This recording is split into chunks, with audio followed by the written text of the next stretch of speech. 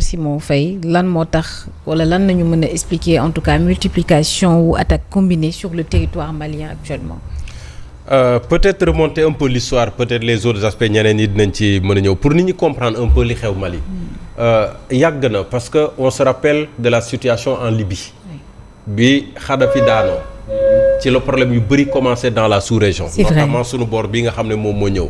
Et à l'époque parce que situation bi amoon Libye c'était également un mouvement insurrectionnel boo xam ne moom moo daaneel Kadhafi.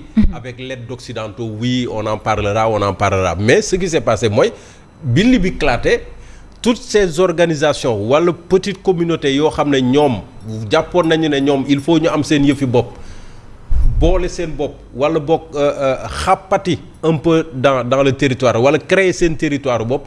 Ils se sont saisis des armes yi nga xam ne ñoom ñoo fa nekkoon. Parce que ñu bëri dañ lay ne c'est les disons les camps les garnisons yi nga xam ne ñoom ñoo fa nekkoon moom lañ toj. Récupérer armes yi.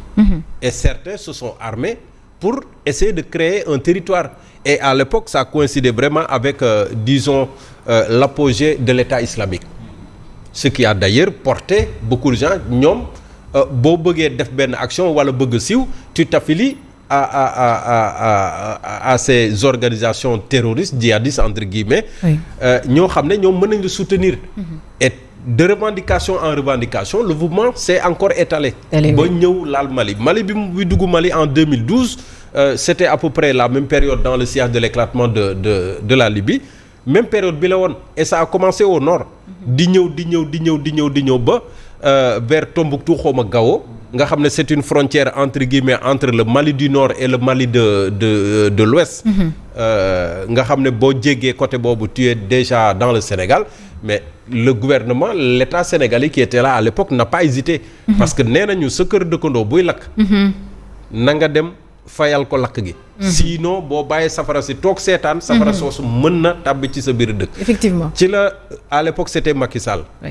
jël contingent yóbbu ko Mali xaarul mandat CEDEAO xaarul mandat ONU c'est vrai que après depuis lors les soldats sénégalais de contingent en contingent sont restés au Mali ba nit ñuy ñibbisee je pense en 2024 comme début 2025 sous le régime de Pastef mais situation bi foofu la toll woon il y a eu énormément d'opérations Serval est venu après avec la France ak yeneen finalement de situation en situation on a eu également des militaires au pouvoir parce que militaires u Mali yi ñoom dañoo jàppoon ne administration civile ba nga xam ne moo nekkoon ci biir réew ma amul les capacités wala deful la ca war pour contenir cette insécurité grandissante bi nga xam ne mi ngi doon ñëw ci kaw Mali di déstabiliser réew mi et les militaires se sont saisis du pouvoir et boo xoolee à l'époque gox yu bëri d'ailleurs c'était finalement dirigé on a eu des gouverneurs militaires mais pour autant la situation ne s'améliore pas et boo xoolee attaques yi mujjee ni on te parle d'attaque coordonnée maanaam dañuy attaquer ndoo en même temps plusieurs sites stratégiques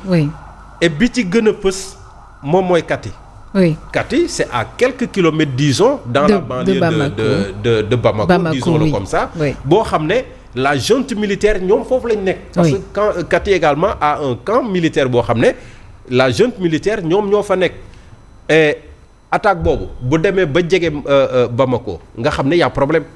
Est-ce que véritablement l'armée am nañ moyen pour contenir une menace terroriste? Non seulement l'armée mais avant l'armée d'abord le renseignement. Le renseignement dans des situations pareilles le renseignement est toujours utile da ciy baax da ciy am point essentiel parce que boo xamul li sa adversaire di waaj contre yow bés bu la adversaire bi songee da lay bett et c'est exactement pour man ce qui s'est passé parce que bu fekkente ne mën nañoo ñëw ba ci buntu Bamako di fa perpétrer attaque et même rey le ministre de la défense ñenn ñi dañuy wax ne sax peut-être que dañoo jaawale këram ak këru Assimi Goïta mi nga xam ne moom moo nekk président donc ça veut dire qu'il y a problème et ailleurs dans des localités comme Kidal xawma Gao là il a fallu également que l'armée malienne négocie l'armée malienne appuyée par les troupes de l'Africa Corps yi nga xam ne Russie ñoo leen parrainé négocier avec ces djihadistes pour ñoom ñu mën a génn dëkk ba donc ça veut dire que l'État malien est absent là-bas l'administration civile également ñoom génn nañ dëkk ba ça veut dire que cette ville aujourd'hui est aux mains des djihadistes et on revient à la situation un peu de départ bi nga xam ne moom moo amoon en 2012 maintenant qu'est-ce qui va se passer buñ ci teelul jóg du baax absolument déjà on nous dit que Assimi Goïta xamuñu fan la nekk en tout cas il n'a pas pris de parole depuis bi affaire bi amee. Oui. Et le Mali aujourd'hui a décrété 2 jours de deuil national à compter d'aujourd'hui pour rendre hommage à son ministre de la Défense.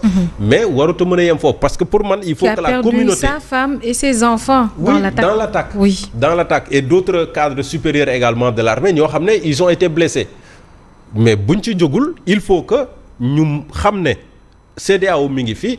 La sous-région mi ngi fi même si la CEDEAO est aujourd'hui en rupture de ban disons-le comme ça avec le Mali le Niger et le Burkina Faso mais bu ñu deful dara le mouvement va s'étendre. Absolument. Et extension boobu arrangé wul ni le Sénégal ni les autres pays voisins. Absolument. Yaa ngi fàttaliku également récemment il y a eu des attaques yoo xam ne ñëw na ba côté Kaay et Kaay fan la presque c'est le Sénégal. Oui, c'est le Sénégal, oui. Donc faisons attention. Certainement il peut y avoir des conséquences bu fekkee Mali s'effondre si on peut le dire comme ça.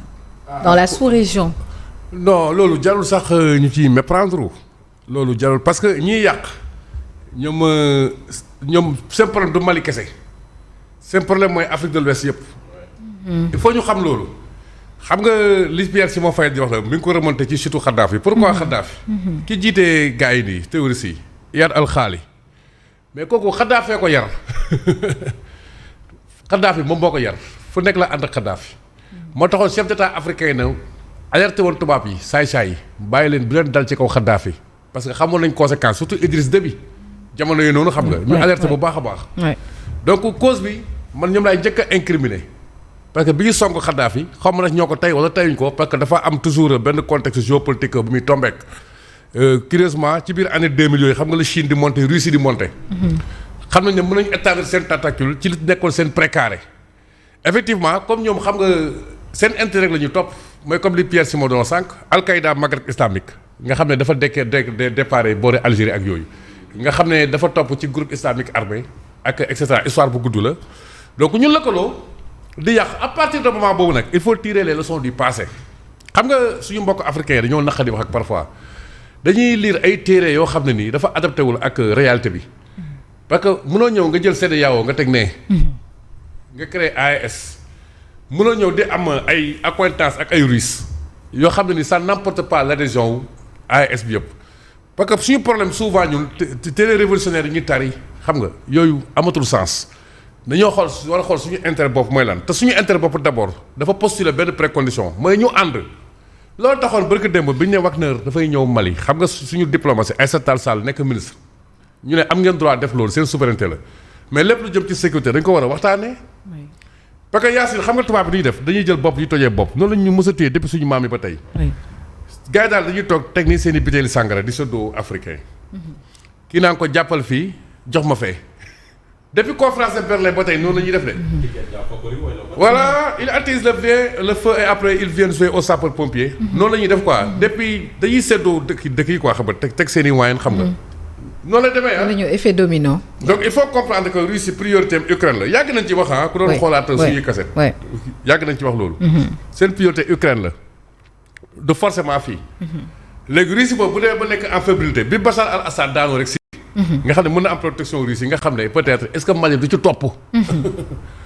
léegi lii la depuis Modibo Keïta ak Senghor nii la woon Modibo Keïta dafay gën a jege Russie après ñoom Senghor en fait baa ñu gën a jege français ba kañ.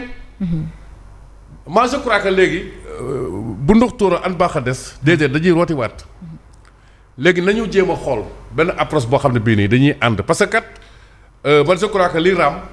ci ñag ba la jëm bu ñu mën tuur ci ñag bi la jëm. parce que xam nga ñoom seen objectif bu gën a mag lan la. bu ñu sañoon dañuy am dëkk boo xam ne dafa jege géej. xam nga Mali ci biir continent bi la nekk. mais seen objectif dëgg-dëgg mooy gérer dëkk yi nga xam ne dañoo jege géej. comme fii Sénégal comme Sénégal voilà comme Sénégal. léegi moo tax nag il faut que xoddee ko bala ngaa lakkale. ñu jug ci parce que mënuma comprendre tey ñoom seen défense dañuy ànd ñaan Europe de la défense ak Amérique yëpp ce sont des géants au plan de la défense mais ñun ku nekk bëgg a yor sa défense su bopp xam nga au plan sécuritaire même essence de renseignement bi nan lay demee il faut que dar ECOMOG def nañ ko fi mu échec ñi ngi doon def yenn processus mu échec il faut que dar Afrique de l'Ouest ñu am benn instrument mais foofu la ñu waroon commencer on apporte notre soutien le plus ardent au peuple frère du Mali parce que bu dëgg rek desee saay-saay yi nii ñun ànd ñoo ñoom ñun suñu mbokk maliens yi la ñu ànd ak vraiment donc peut-être parler de cette coopération internationale hein, est-ce que véritablement efficace na ci contexte bi nga xamante ne moom lañu gis waaw dina xaw jafe ngir wax ne efficace na parce que déjà gis nañu li ñu gis moom mooy tey jii li ñu nemmeeku mooy capacité de nuisance en tout cas bu jihadistes yi dafay gën di am doole. ñu ngi gën di lawal li nga xam ne moom mooy seen zone boo koy xool également ci Mali zone bu baree bari ci réew mi daanaka si ma wax na ko état ba sax newu fa boo koy xool ay Kidal ay Mopti ay Tombouctou